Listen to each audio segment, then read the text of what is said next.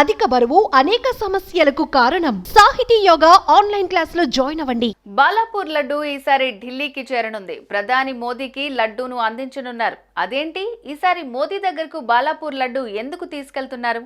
ఇక్కడ కొని అక్కడికి చేర్చే కారణం ఏంటి తెలుసుకుందాం.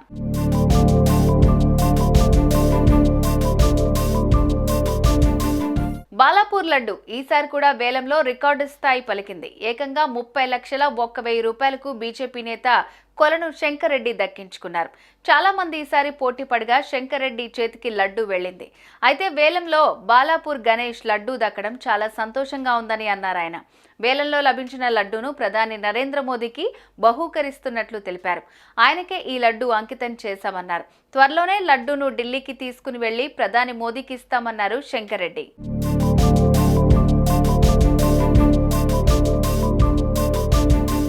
ముప్పై ఏళ్లుగా అత్యంత ప్రతిష్టాత్మకంగా నిర్వహిస్తున్న బాలాపూర్ గణేష్ లడ్డు వేలానికి తెలుగు రాష్ట్రాల్లోనే కాకుండా దేశంలోనే కాకుండా ప్రపంచవ్యాప్తంగా ప్రత్యేక గుర్తింపు ఉంది. దీంతో ప్రతి ఏటా పోటీ గట్టిగా ఉంటుంది. అలా ఈసారి నిర్వహించిన బాలాపూర్ గణేష్ లడ్డు వేలంలో మాజీ మంత్రి Maheshwaram MLA P Sabitha Indra Reddy, ZP chairman Teegala Harinath Reddy, మాజీ ఎమ్మెల్యే తీగల కృష్ణారెడ్డి తదితరులు పాల్గొన్నారు. కానీ వేలంలో లడ్డు మాత్రం బీజేపీ నేత శంకర్ రెడ్డికి దక్కింది. దీంతో ఆయన చాలా సంతోషంగా ఉన్నారు.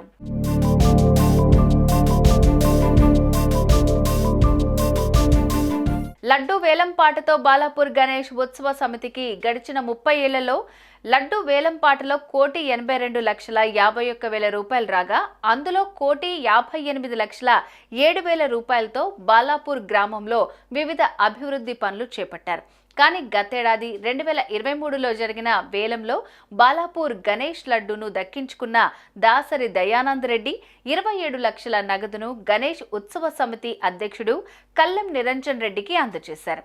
నగదు బహూకరించిన దాసరి దయానంద్ రెడ్డికి గణేష్ ఉత్సవ సమితి తరపున ₹1,00,000 విలువైన బంగారు గొలుసును అందజేశారు.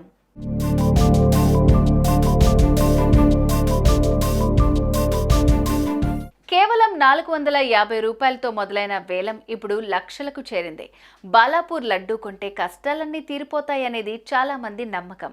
అందుకే పోటీ కూడా గట్టిగా ఉంటుంది. ప్రతిసారిలాగానే ఈసారి కూడా రికార్డు స్థాయి పలికింది.